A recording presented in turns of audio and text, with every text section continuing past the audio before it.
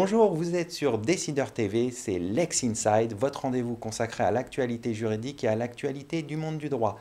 Au programme de ce numéro, on va parler d'un recueil de textes sur la justice, rédigé par Sophia Soula-Michal, avocate au barreau de Lyon. On parlera également du think tank AD Positive, créé par le cabinet Auguste Debouzy. Et enfin, on évoquera les priorités de la FNUJA avec son président. Pour débuter cette émission, j'ai le plaisir de recevoir Sophia Soula-Michal, auteure du livre « Je défends, le barreau inspiré par les maîtres mots ».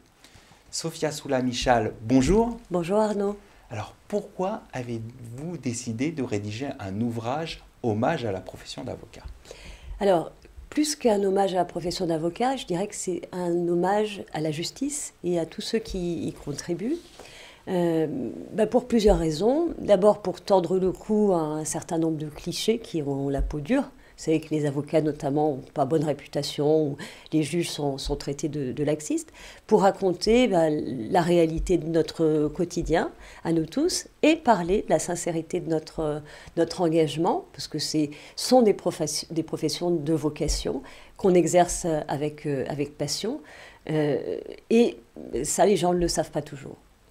Alors cet ouvrage, Je défends, il a une forme un peu particulière. C'est à la fois, vous êtes inspiré de poètes, de chanteurs.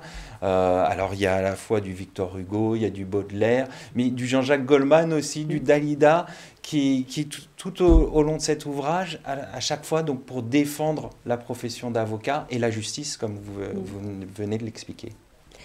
Alors, comment l'expliquer? Arnaud, je ne sais plus qui a dit, les livres sont la lumière qui guide la civilisation. Moi, j'ajouterais les livres et les mots.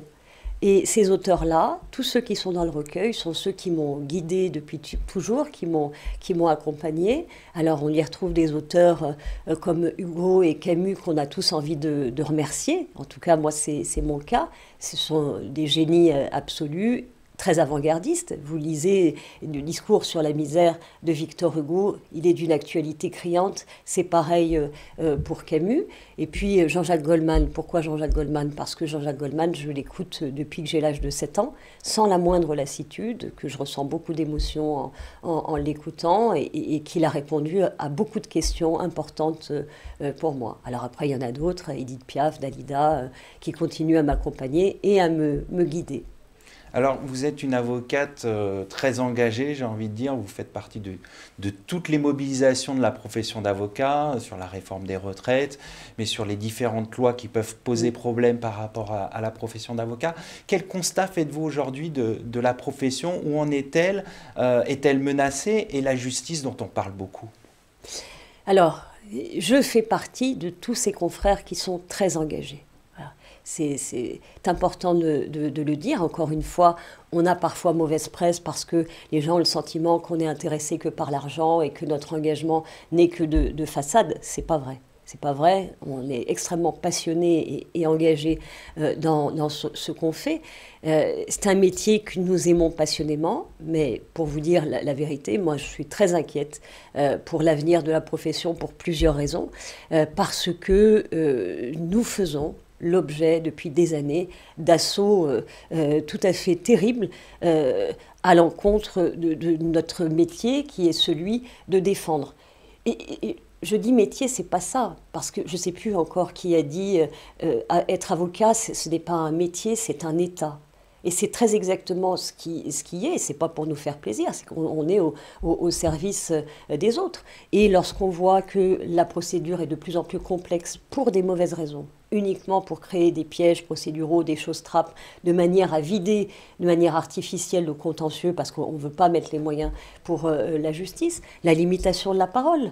On a le sentiment, nous avocats, d'être écartés peu à peu des salles d'audience. Et alors, je vous donne un exemple qui est tout récent.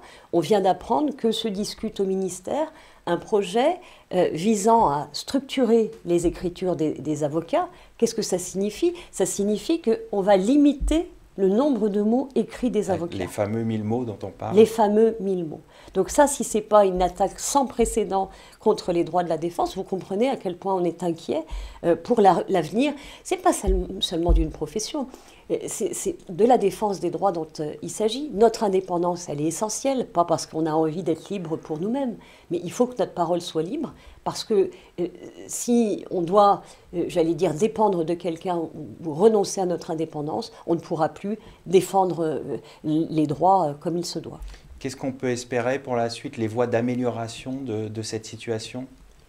Qu'on arrête, je crois que un confrère avait dit qu'on nous foute la paix, qu'on nous oublie un peu, qu'on mette les moyens dans la justice, cette justice dont tout le monde s'accorde à dire qu'elle est clochardisée, ça pose de gros problèmes. La limitation du temps de parole dont on parlait, alors c'est pas simplement parce que les magistrats n'ont pas envie de nous écouter, ils n'ont plus le temps de nous écouter, ils croulent sous les dossiers, et de ce fait, la qualité de la justice en souffre. Parce que ce qui est privilégié, c'est un objectif de rentabilité. Et on oublie le droit. On oublie les gens qui sont derrière. Merci Sophia. Je rappelle donc votre ouvrage « Je défends le barreau inspiré par les maîtres mots ».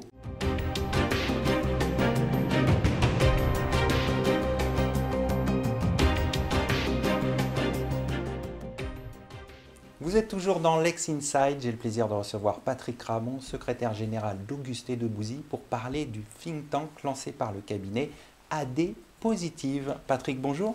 Bonjour. Qu'est-ce que ce think tank AD Positive? Alors, ce think tank, c'est un cercle de réflexion qu'Auguste de Bouzy vient de lancer. C'est un cercle de réflexion autour de tous les enjeux juridiques de la transformation positive de l'économie. Ça veut dire quoi?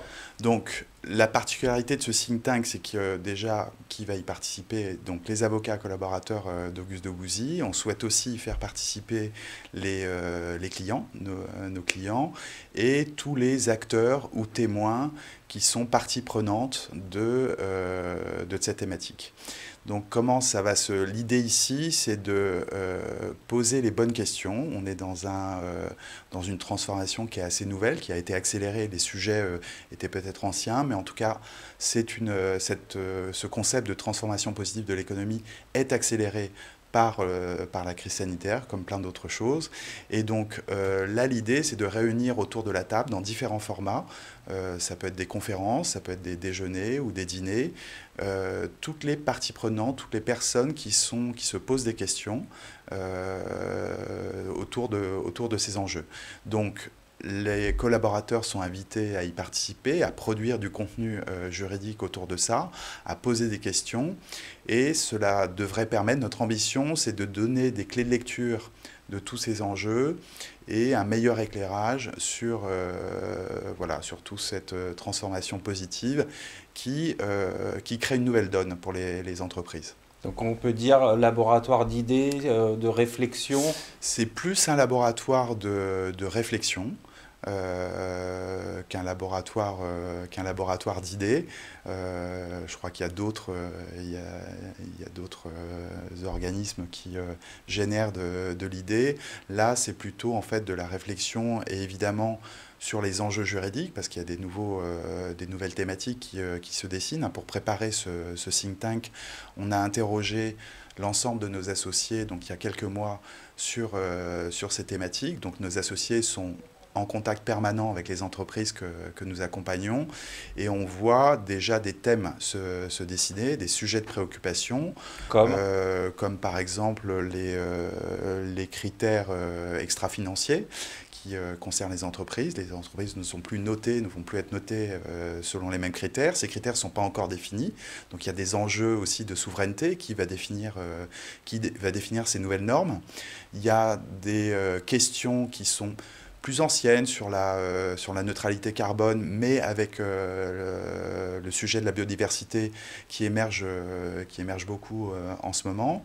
Il y a tout ce qui tourne autour de la finance verte, où les fonds, on voit bien que les fonds vont définir des politiques d'investissement différentes qu'auparavant. C'est-à-dire qu'en fait, ils vont analyser les entreprises et les projets avec des nouveaux critères, avec notamment quel est l'impact du projet, quel est l'impact environnemental, quel est l'impact social et quelle est la gouvernance et l'éthique qui est sous-jacente de ces projets. Donc ça veut dire que pour les entreprises, les États qui souhaitent se financer, il y a forcément des transformations à apporter. Il y a des contentieux nouveaux qui vont arriver, parce qu'avec la loi Pacte et la raison d'être, les entreprises s'engagent sur voilà, un certain nombre de valeurs, un certain nombre d'actions, et elles vont devoir rendre des comptes sur ces engagements, avec la possibilité d'être mis face à leurs responsabilités. Donc voilà, c'est une transformation qui touche vraiment beaucoup de choses. Ça va bien au-delà de l'écologie et de l'environnement. C'est vraiment tout le modèle de l'entreprise qui n'est pas modifié sur ses fondamentaux, c'est-à-dire que l'entreprise reste une machine économique qui doit produire de la richesse, mais la manière de produire cette richesse est modifiée. C'est-à-dire que maintenant, on va analyser son impact. Pour finir, quelles sont les actions qui vont être menées? Ça peut donner lieu à des livres blancs, il y aura des événements, j'imagine? Alors, les événements, ça c'est sûr, c'est la première étape. Là, pour l'instant, on est vraiment au début du projet. Donc d'abord, c'est d'aller à la rencontre, de discuter et d'échanger encore une fois, avec tous les acteurs touchés par cette transformation positive. Il est possible ensuite qu'on produise du contenu, mais là en fait on aborde ce projet avec pas mal d'humilité, en d'abord suscitant l'échange. Merci Patrick Ramon d'être passé sur notre plateau. Merci beaucoup Arnaud.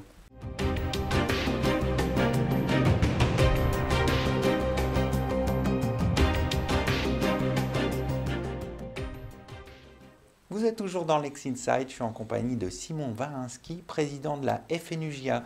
Simon, bonjour. Bonjour. Pouvez-vous nous présenter votre parcours? Alors, mon parcours, je viens de l'Alsace pour commencer. Mes origines, les sources, où j'y ai fait toutes mes études, y compris mes études de droit. Et c'est à Strasbourg que je me suis spécialisé dans une matière en particulier qui est la propriété intellectuelle, puisque nous avons la chance à Strasbourg d'avoir le Centre des études internationales de la propriété industrielle, où j'ai fait mes classes, avant de partir en stage à Paris, passage obligé, en tout cas en propriété intellectuelle, à Washington aussi, aux États-Unis, pour parfaire un petit peu mon anglais et mes compétences dans le droit comparé, on va dire, de la propriété intellectuelle. J'ai cherché des collaborations à Paris, à Lyon, et de manière évidente, je me suis retrouvé à Strasbourg, puisqu'on m'y a appelé dans un cabinet qui faisait de la propriété intellectuelle, où je me suis d'abord installé dans un collaborateur pendant 4 ans, et puis j'ai monté mon cabinet qui s'est appelé Amadeus Avocat, un petit rapport avec la musique, la propriété intellectuelle, où j'ai commencé à faire, avec une de mes associées, du droit des transports, puisque nous avons repris une clientèle en droit des transports, et donc on s'est écarté un petit peu de la propriété intellectuelle pour faire ce droit un peu particulier, qui n'est pas exercé par tant d'avocats que ça en France. Et très tôt, dans ce parcours-là, j'ai eu beaucoup d'engagements associatifs, puis syndicaux, à travers de l'Union des jeunes avocats de Strasbourg, d'abord quand j'ai prêté serment en 2010, et puis progressivement au sein de la FNUJA, en faisant ce qu'on appelle le parcours, au sein du bureau, pour arriver, depuis le mois de juin, à la présidence de la FNUJA. Alors, vous êtes donc le président de la FNUJA. Votre sentiment par rapport à cette tâche qui vous incombe? Elle est lourde. On me l'avait prédit, on m'avait prévenu du moins de l'ampleur de la tâche et de ce que ça a engagé en termes de temps et d'engagement. Mais c'est tout à fait grisant, c'est tout à fait passionnant. Il y a le vrai sentiment d'être utile, voilà, de servir quelque chose, de servir à la profession et plus spécifiquement aux jeunes confrères, d'être un pilier pour eux, en tout cas d'essayer de l'être, pour qu'ils vivent au mieux cette profession. Justement, vous évoquez les jeunes avocats. Comment se portent-ils? Je pense qu'il n'y a pas de réponse unanime là-dessus. Certains vont bien, d'autres vont mal. Et on fait en sorte que les premiers aident les deuxièmes à se porter mieux et à bien vivre justement cette profession. Il y a beaucoup d'inquiétudes. Il y a beaucoup d'inquiétudes qui sont véhiculées par beaucoup de choses, et beaucoup de choses qu'on entend, par les braconniers du droit, par la mort de la profession qui est un peu annoncée de temps en temps à cause du numérique, de l'intelligence artificielle. Ce sont des mots qui font peur.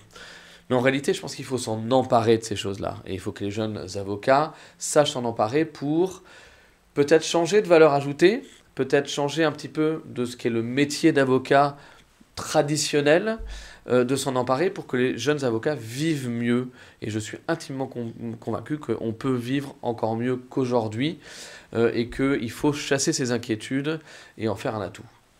Aujourd'hui, c'est pas facile de s'installer pour les avocats? Alors, je pense qu'il y a une grosse différence entre Paris et la province en la matière. Je n'ai pas de statistiques précises, mais je sais qu'en province, les avocats ont tendance à s'installer après une période de collaboration assez vite, je dirais au bout de 4-5 ans. Là où à Paris, je crois, le développement de la clientèle personnelle est peut-être un peu plus compliqué. Mais oui, beaucoup de jeunes avocats s'installent et ont raison de le faire. Et ils le font souvent de manière intelligente, soit en se regroupant avec des amis de promotion avec qui ils ont des compétences complémentaires, qui vont au-delà de la pure amitié, et qui aussi savent utiliser des outils qui sont mis à leur disposition, qui existent maintenant, soit qui sont offerts par le Conseil national des barreaux, soit qui sont des instruments commerciaux, mais qui permettent d'optimiser la gestion du cabinet. Et ça, les jeunes avocats savent de mieux en mieux s'en emparer. Pour terminer cette interview, revenons à la présidence de la FNUJA. Quelles sont vos priorités? Alors, les priorités, c'est la même que celle que j'ai évoquée avant. C'est-à-dire que les jeunes avocats vivent mieux. C'est-à-dire qu'ils soient dans la capacité de développer leur clientèle personnelle. Donc, c'est de leur donner des outils, leur donner des voies d'accès pour développer la clientèle personnelle. 2, c'est protéger les jeunes avocats encore plus qu'ils ne sont aujourd'hui, et notamment les collaborateurs. Puisqu'on sait qu'il y a des exécutions de contrats de collaboration qui sont extrêmement compliquées. Il y a des nouveaux outils qui sont en place. Et il y a un des combats, par exemple, de la FNUJA qui a été remporté, c'est celui d'instaurer et d'obliger à ce qu'il y ait des contrôles a posteriori des contrats de collaboration pour s'assurer que tout se passe bien. Parce qu'en fait, on vérifie le contrat quand on rentre. Est-ce qu'il est conforme à notre déontologie? Mais on ne vérifie pas après s'il est respecté. Et ça, c'était un gros combat de la FNUJA qui maintenant est retranscrit dans notre règlement intérieur national. Et ça, nous sommes en train de le mettre en œuvre, essayer d'offrir des outils pour que ces contrôles puissent mieux se faire. Et nous avons le projet, aussi cette année avec mon bureau à la FNUJA, de retranscrire au niveau national ce qui existe déjà à Paris, quelque chose qui s'appelle SOS Collaboration, qui permet aux collaborateurs d'avoir un point d'entrée pour avoir des réponses aux questions qui peuvent se poser dans l'exécution de leur contrat de collaboration, mais également avoir des gens qui les défendent en cas de difficulté ou en cas de litige. Quelque chose qui est difficile à reproduire en province, puisque les barreaux sont beaucoup plus petits, et c'est beaucoup plus difficile d'avoir un point d'entrée dans son barreau qui ne serait pas ami avec éventuellement le collaborant, ou où il y aurait peut-être des affinités qui font que la problématique est délicate. Et ben on va essayer de structurer ça au niveau national pour qu'on puisse avoir un point d'entrée, un organisme, une association qui serait une émanation de la FNUJA, qui répondrait aux questions ou défendrait les collaborateurs qui sont dans le besoin. On va conclure là-dessus. Merci Simon d'être passé sur notre plateau. Merci à vous. Merci à toutes et à tous pour votre fidélité et à bientôt pour un nouveau numéro de Lex Inside.